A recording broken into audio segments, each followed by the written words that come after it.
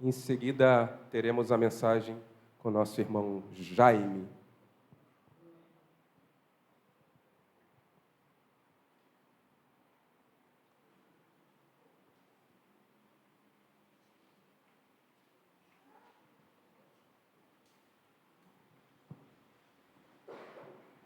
Bom dia, irmãos. A leitura será feita em Hebreus, no capítulo 12, versículos 4 a 11. Hebreus, capítulo 12, versículos 4 a 11.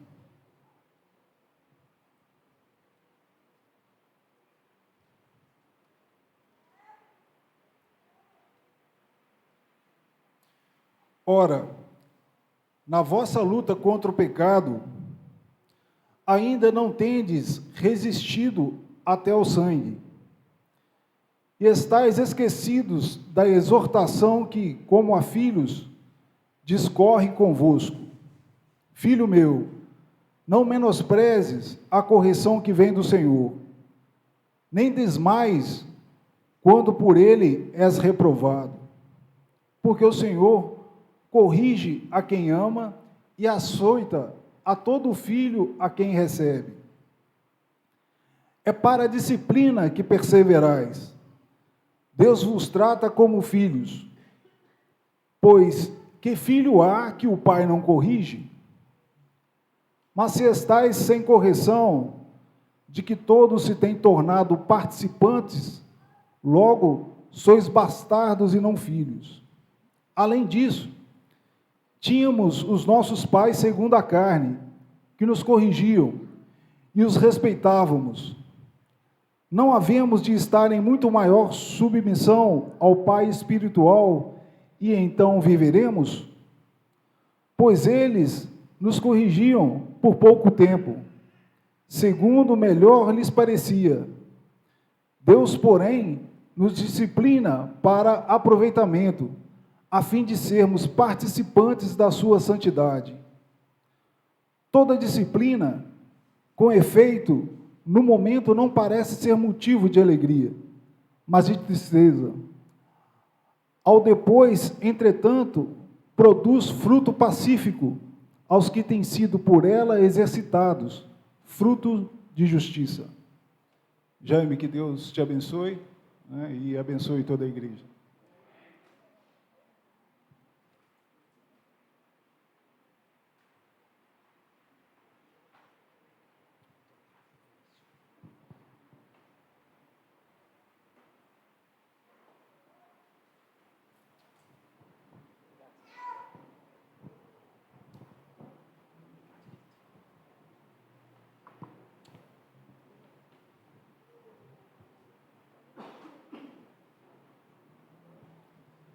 Bom dia para todos. É sempre encorajador ver tantas pessoas buscando o Senhor.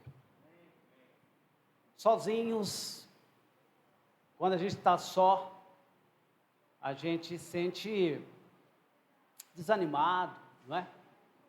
Mas quando você vê outros caminhando na mesma direção, isso é muito bom, porque assim um ajuda o outro, para a gente chegar ao nosso tão desejado sonho, que é morar com o nosso Pai, com o nosso irmão Jesus Cristo e com o maravilhoso Espírito Santo. Não é verdade, irmãos? Então, já tem umas 2 semanas que eu venho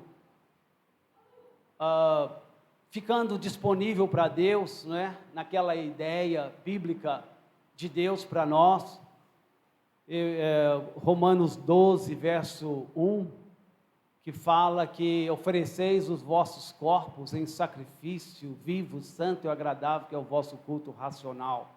Então, essa de oferecer o seu corpo, sabe, todo o seu ser para Deus, né? Corpo, alma e espírito, para que Deus nos use esse é o desejo de cada um de nós, é ou não é? É o desejo que a gente tem mesmo de servir. Obrigado. Bom. Você viu que agora é 3, né? Você viu que...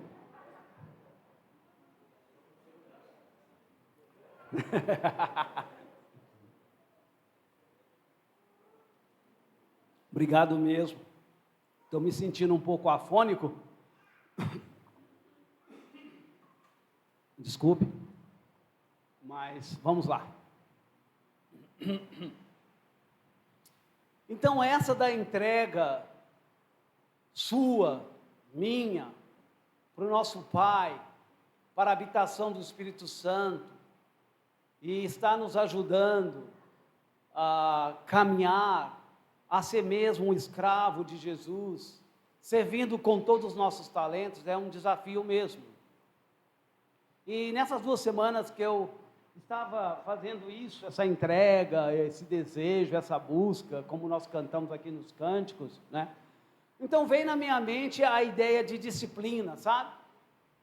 Disciplina. E eu devo te confessar que eu não me senti bem a princípio com essa ideia de disciplina.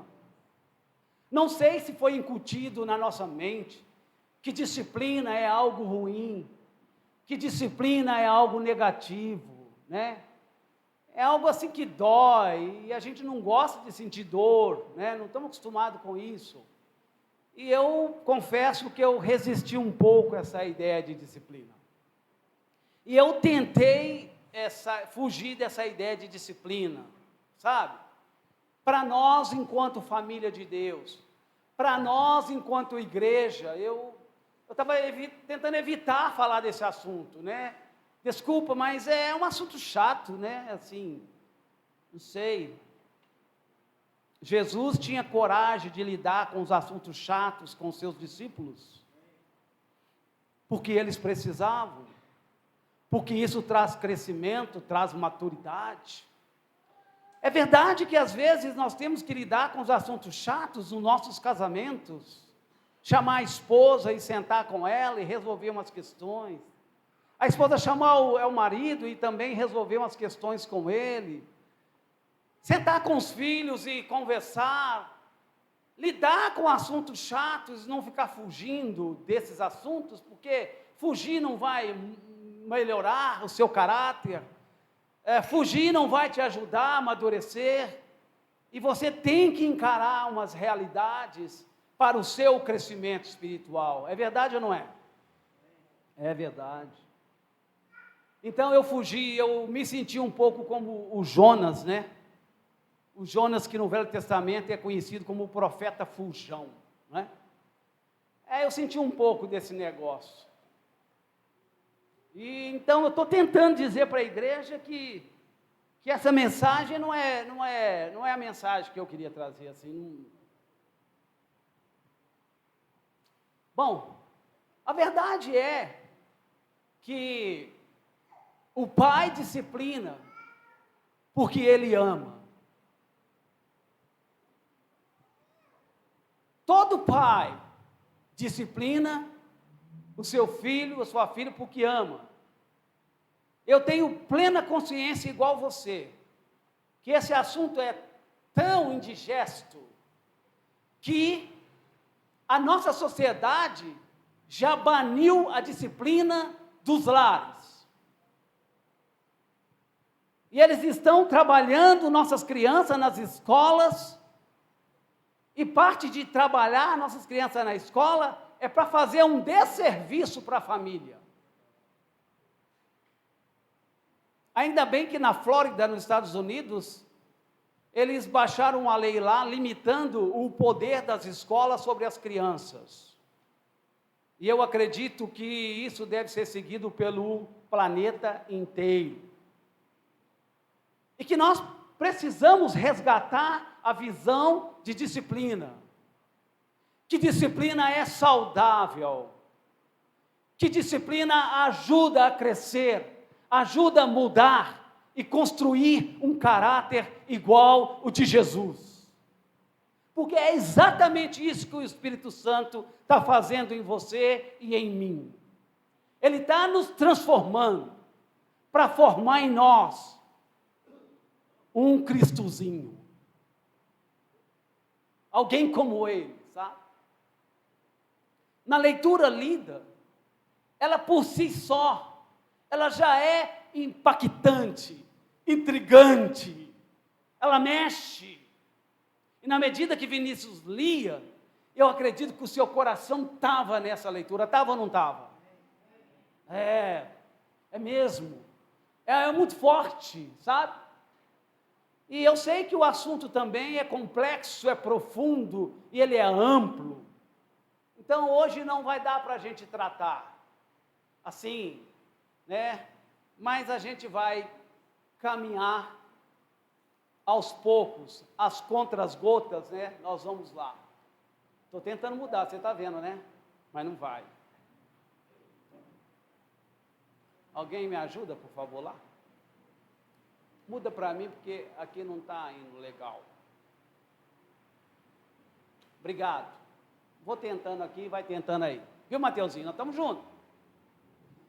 Então, eu gostaria, espero que não é eu gostaria, eu espero que seja Deus gostaria que a família dele entendesse isso. Mas vai.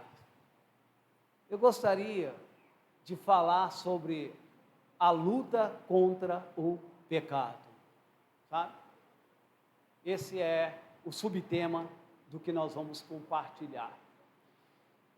E essa luta, essa ideia, está longe de ser minha, é do próprio Pai, é do nosso Pai, essa ideia, porque está escrito lá, acompanha na sua Bíblia ou aí no nosso telão, na luta contra o pecado, ainda não resistiram até o sangue.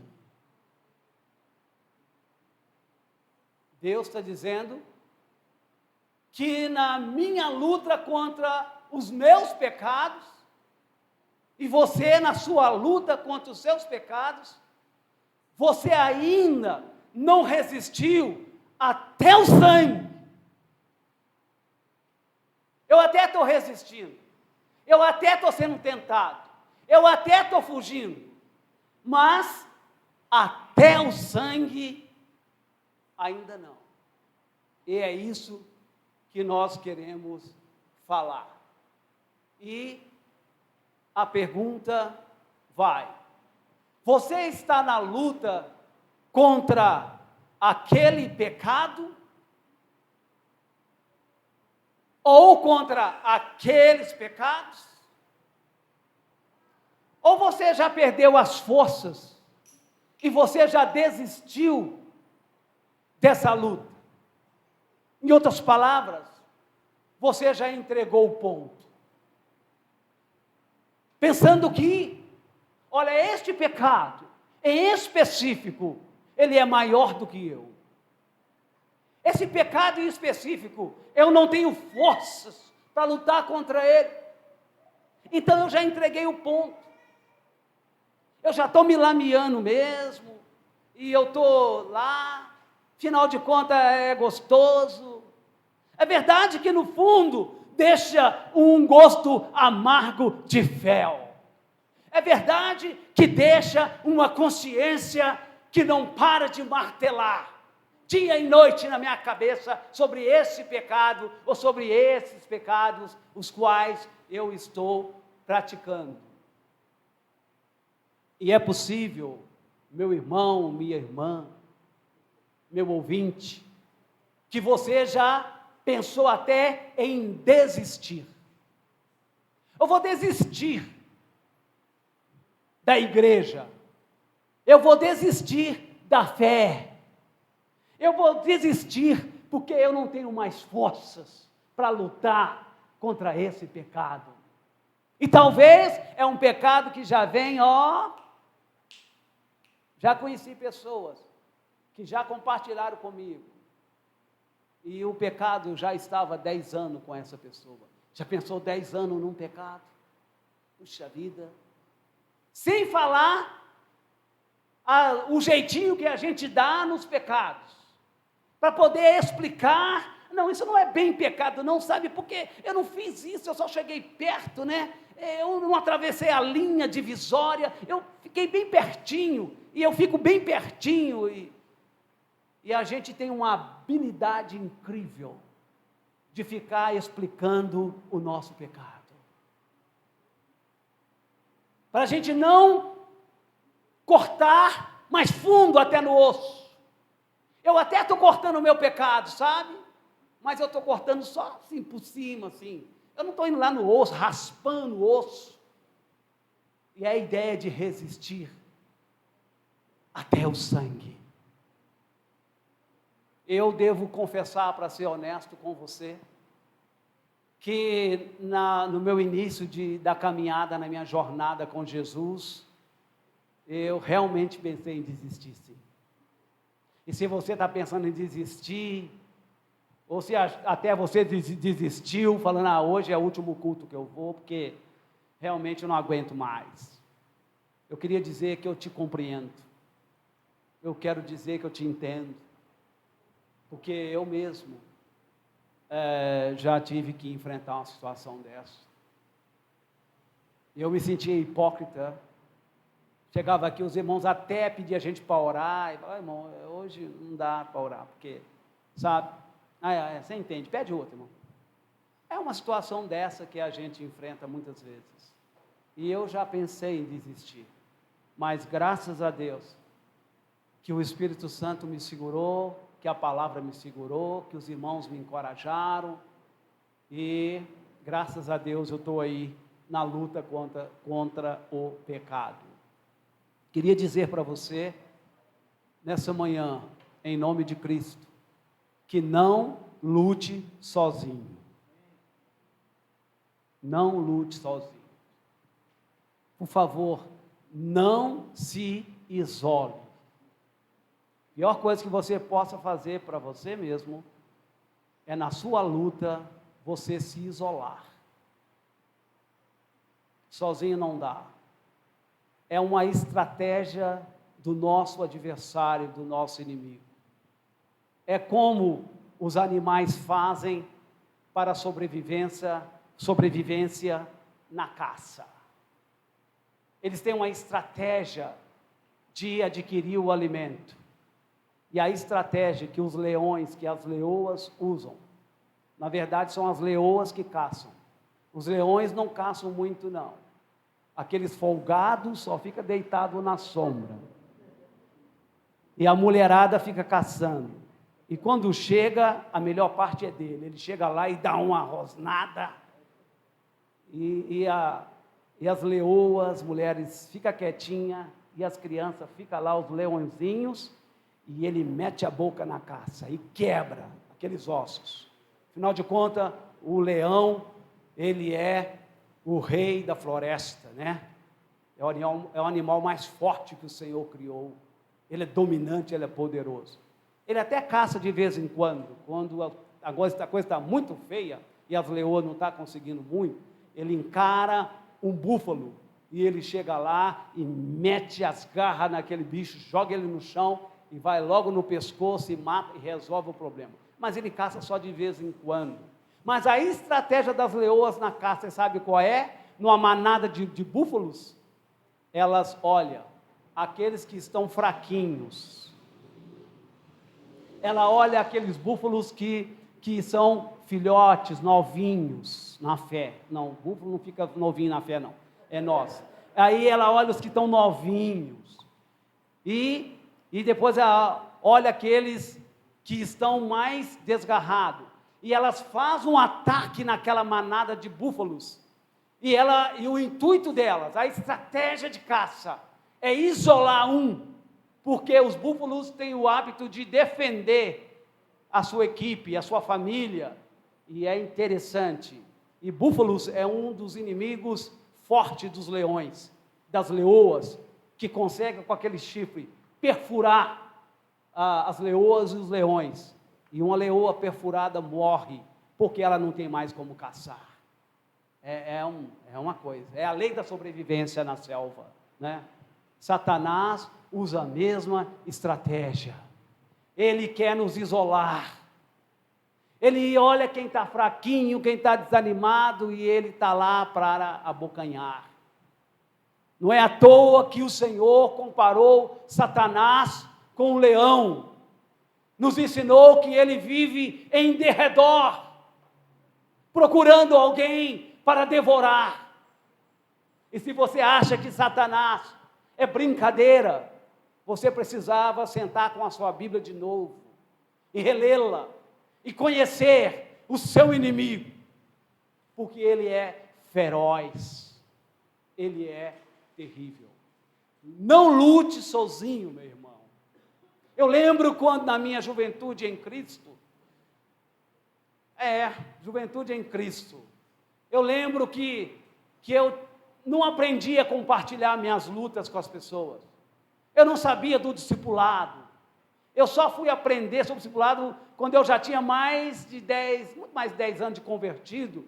E eu lembro que tinha muito do meu orgulho também, de chegar e abrir o meu pecado para o meu irmão, e eu ir lá e buscar ajuda com meus pecados. Eu não tinha muito esse hábito. Demorei a entender nas Escrituras que eu precisava disso. E eu lutei sozinho muito tempo. E eu sofri muito, a ponto de querer quase desistir. Por isso, ouça-me, por favor, não lute sozinho, não finja que está tudo bem, não queira viver de aparência espiritual, não venda uma imagem que você não tem. Nós precisamos ser nós mesmos, pelo menos com alguém, pelo menos com uns 2, 3 na igreja, que me conhece, que me amam, que eu posso ser eu mesmo, e resolver essa questão do meu homem privado e o meu homem público. Esse homem público aqui, não é bem aquele homem, mas aquele homem privado, na minha intimidade, nas minhas particularidades. Aí Deus sabe quem eu sou, Jesus sabe quem eu sou, o Espírito sabe quem eu sou. Por isso não se isole. Compartilhe com alguém do mesmo sexo as suas lutas, os seus pecados, como está caminhando. Procura alguém do mesmo sexo, um irmão. Irmã, procura uma irmã e vai lá, né? Vença o medo, vença a vergonha. Sabe por quê, meu irmão? Deixa eu te falar uma coisa que eu aprendi. Às vezes nós estamos lá lutando contra o pecado, uma luta ferrenha, terrível. De repente eu estou mais apanhando do que batendo, mas lá estou eu na minha luta sozinho, sabe? E a gente faz isso, sabe por quê? Porque a vergonha que eu sinto em procurar alguém e abrir, a minha vergonha que eu sinto, ela é maior do que a minha dor. E por isso eu não procuro. Está doendo, está difícil, estou sangrando, mas eu tenho vergonha. E a minha imagem, como é que vai ficar? Então eu não procuro. Mas meu irmão, minha irmã, deixa-me te falar uma coisa. Resolva isso na sua vida. Procure ajuda, sabe por quê? Dias virão que a sua dor vai ser maior do que a sua vergonha. E vai chegar um ponto que não importa mais. Porque do jeito que eu estou sofrendo, do jeito que eu estou caminhando, eu não aguento mais, e agora a vergonha acabou toda. Eu chego lá e abro mesmo. Sabe o que aconteceu? Eu adulterei mesmo. E aí você abre o verbo. Sabe? Não espere que a dor seja maior do que a sua vergonha. Não espere. Você não tem que esperar. Porque nós somos todos pecadores. É ou não é? Ninguém melhor que ninguém, né? Então, ao compartilhar, não seja genérico e superficial. Às vezes nós vamos compartilhar um pecado, ou uns pecados, não sei, né? E a gente às vezes chega lá e é genérico. Sabe, é que eu estou com uns problemas. Isso é muito genérico. E também superficial. Porque a vergonha é tanta que a gente não quer dar nome ao bicho, A gente não quer falar exatamente igual a gente está, e é duro. Quando eu tive que falar de alguns pecados meus, diante de um irmão que me ajudava, vem lágrimas, porque a gente não queria fazer aquilo. E está difícil demais mesmo, e o irmão faz o papel de sacerdote para a gente. Ele dá o ombro para chorar. Porque o papel do sacerdote é esse. O papel do profeta é fazer isso que eu estou fazendo. Assim diz o Senhor. Isso é papel de profeta. Mas o papel de sacerdote, venha chorar comigo. Vem aqui. É o mediador entre você e Deus. E lembre-se que o Senhor diz que hoje, no reino dele, no Novo Testamento, todos nós somos sacerdotes, amém? E as irmãs são sacerdotisas. Então as irmãs podem socorrer as irmãs, e os irmãos podem socorrer os irmãos, porque todos nós somos sacerdotes capacitados por Jesus para socorrer aqueles que estão sofrendo. E todos nós estamos sofrendo, de um jeito ou de outro. É assim que é, na verdade. Seja específico e vai fundo. Fala mesmo o que é. Fala com todas as letras. Não enrole. Abre mesmo. E aí, você vai receber o alívio. Sabe? Porque depois do choro, vem o sorriso. A alegria de sorrir na presença do Pai, que quer nos disciplinar, que quer nos transformar. Fale das consequências também. Fale das consequências também. Né? Olha, por causa disso aconteceu isso. Por causa disso está acontecendo isso. Sabe, a situação está assim. E vai narrando, vai descrevendo, vai compartilhando, porque é uma necessidade que a gente tem de ser mesmo honesto diante do Pai e diante de outras pessoas. Este pecado não é sobre o humano. Ele não é maior do que você. E ele é vencível. Existe essa palavra vencível? Não sei, assim, fiquei meio em dúvida. Talvez é um neologismo, não sei. Mas eu quero comunicar a ideia. Desculpa, eu não estou tão preocupado com português nesse momento. Eu estou preocupado com o seu coração, com o meu coração. Então, esse pecado que você está lutando, esse pecado, ele, em primeiro lugar, entenda que ele não é sobre o humano. Esse pecado é sobre o humano, foi demais da conta, sabe? Satanás veio e tentou tanto, e foi tão forte, que eu não pude resistir. Nenhum pecado é sobre o humano, e Deus vai te falar isso já já, nós vamos ler o texto aqui. Ele não é maior do que você pode ter certeza. É maior aquele que está em vós, do que aquele que está no mundo. Então, o que está em nós, ele é maior do que tudo, o Espírito Santo. Ele é vencível, sabe? Quando eu pensei em desistir, como te falei aqui no princípio, eu não tinha ideia que eu podia vencer aquele pecado, sabe? Que estava me tirando da presença do Pai e da comunhão da família de Deus, dos meus irmãos. E eu estava me isolando e tal, e então eu não sabia que ele era vencível. Irmãos me ajudaram a vencer aquele pecado. E quando eu vi que era vencível, foi uma libertação. Foi uma alegria tão imensa na minha vida que eu falei, puxa, estou livre. O Senhor libertou o povo dele lá da escravidão egípcia para servi-lo. Lá na terra prometida, não é verdade? E hoje Deus quer te libertar dos seus pecados para você servir com os dons que você tem aqui no reino dele. E você usar todos os seus dons que você tem, porque foi Deus que te deu e deve ser usado para a glória dele. Eu louvo a Deus, porque esta igreja, muitas pessoas estão usando os seus talentos, os seus dons para Deus. Haja visto nosso irmão Santos, que hoje esteve aqui, né? Ele já cantava lá em Vitória, já adorava, e a gente vem conversando um pouco sobre isso, né? Lá com Adonias, lá meu grande irmão, meu grande amigo, assim, que me ajudou muito na fé, quando eu fui lá para São Paulo, quando eu tinha 34 anos. Então, você estava em boas mãos. Então, é o pregador lá de Vitória, nosso irmão Adonias. Então, a ideia é que é muito bom ver os irmãos. É muito bom ter vários cantores na congregação do Senhor. É muito bom ver vários pregadores na congregação do Senhor. É muito bom ver os irmãos ensinando. Vários irmãos têm a capacidade de ensinar. Isso é muito bom. E esse exemplo está lá em Atos capítulo 13, na igreja de Antioquia, que lá diz que tinha muitos servos de Deus lá. Uma equipe fantástica, unida, poderosa para levar o evangelho.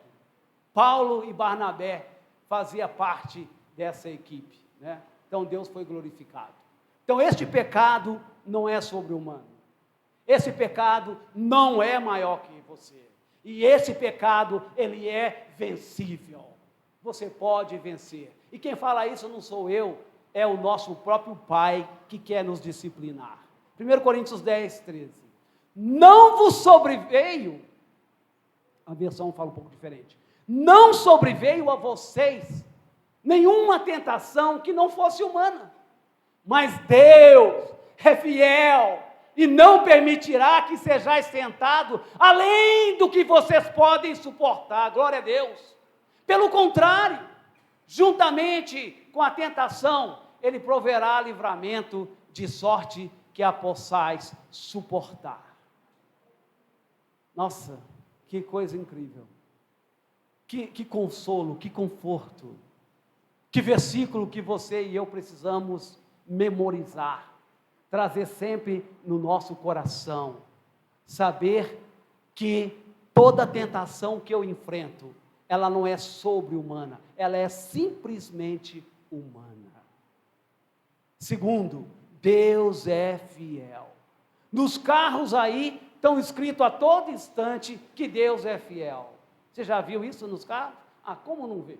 Está dirigindo, o cara está na sua frente, está lá, Deus é fiel. Fico perguntando, como é que deve ser esse Deus fiel na vida desse motorista ou essa motorista aí na frente, hein? Fico pensando, e eu penso nos meus irmãos, né? Porque aqui nós queremos servir ao Deus fiel. E Deus tem sido fiel para conosco. E Ele não permitirá, que coisa incrível, que você seja tentado além das suas forças. E isso é muito confortante. E ao contrário disso, Ele vai prover uma válvula de escape. Isso é amor demais, não é não? É amor demais. Ele disciplina, porque Ele ama. Nós aprendemos na igreja a sermos pais que disciplina com amor, sabe? E a gente procurava fazer isso com nossos filhos lá em casa, né? E a gente disciplinava eles, né? Às vezes tinha que usar a vara. Não hesite em usar a vara quando precisar, irmão. Não hesite, porque isso ajuda a melhorar o caráter do seu filho, da sua filha. Não hesite. Mas não tem que sair batendo todo instante, a todo momento, porque muitas vezes é um diálogo, né? Muitas vezes é cortar privilégios do filho. Não é só vara, porque a disciplina tem muito de amor. E a verdade é que às vezes que você disciplina seu filho, dói mais em você do que nele mesmo. Seu filho não acredita nisso não, ele acha que isso é balela, mas quando ele for pai ele vai entender, porque quando a gente disciplina os filhos, a dor é muito grande em nós mesmos, não é verdade? E travou de novo, me ajuda aí, Mateuzinho, está travado meu filho.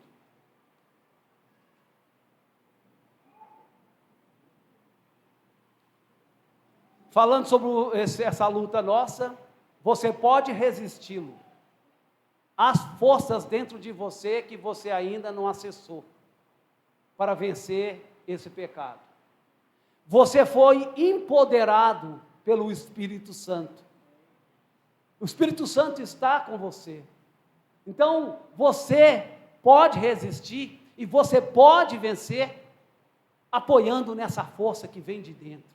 Então, acesse essa força, dependa dela, busque ela e você vai ser ajudado. Ainda você não resistiu até o sangue. Como falamos, repito, você até está resistindo, mas já chegou até o sangue. Porque o que o nosso Pai está falando é, na vossa luta contra o pecado, vós ainda não tendes resistido até o sangue. Vale a pena resistir até o sangue, porque a paz que vem, ela é muito grande. Jesus, ele resistiu à tentação lá no jardim do Getsêmani, e ele resistiu até o sangue.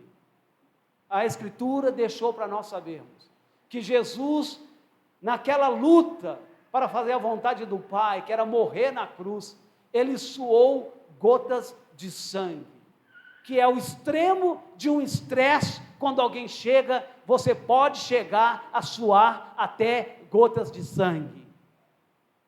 Não sei se Deus vai te permitir passar por uma situação dessa na sua vida, mas não está descartado de você enfrentar uma situação tão adversa, tão profunda, que você vai chegar a suar gotas de sangue. Jesus não só suou gotas de sangue, mas lá na cruz, finalmente, ele deu todo o sangue. Todo o sangue. E para que ele deu todo o sangue? Para resolver a questão irresolvível do pecado, humanamente falando. Jesus deu todo o sangue. Só o sangue. E tem que ser, não é qualquer sangue. É só o sangue. E o sangue de Jesus é que tira pecado. A Bíblia é muito clara. Não adianta usar sangue de animais que não tira pecado. Não funciona. É só o sangue de Jesus. E não adianta você querer tirar os seus pecados com boas obras. Deus já explicou que a sua performance, que as suas boas obras também não tira pecado. O que tira pecado é só o sangue de Jesus. Ele é o suficiente e ele basta para você e basta para mim. Então, é isso que eu queria compartilhar com você nessa manhã. Decida agora mesmo, meu irmão, minha irmã, sair por essa porta, por esse portão, com uma decisão forte no seu coração. E a decisão é: eu vou resistir essa semana até o sangue. Mas lembre-se que você não está sozinho. Os três estão com você. O Pai que te ama, Jesus que é seu irmão mais velho, que entende de pecado, e o Espírito Santo que está habitando em você para te santificar. É como o texto sagrado diz. Deus nos disciplina para a santidade, para nós sermos participantes da sua santidade. E vamos ser sinceros e honestos, todos nós estamos lutando com algum pecado. Com algum pecado você está lutando. Na sua cabeça, é um pecadinho. Não existe pecadinho. Na sua cabeça, isso aí eu paro quando eu quiser. Você não para quando você quiser. Isso é ilusão, sabe? E nós estamos todos iguais. Nós estamos todos juntos. Eu preciso de você. Você precisa de mim. Tem até uma canção que eu vou pedir os cantores para aprender e ensinar nós, né? Eu preciso de você. Você precisa de mim. Nós precisamos um do outro. E Cristo até o fim. E o canto é maravilhoso. Eu não aprendi tudo. Eu estou dando trabalho para os cantores da igreja. Por favor, nos ensine esse cântico aí, irmãos. Ele é bom demais, né? Irmãos, além de você ter os três te ajudando, você ainda tem nós para te ajudar também. Sabe? Porque Tiago 5,16 o Senhor falou conosco, para mim e para você, né?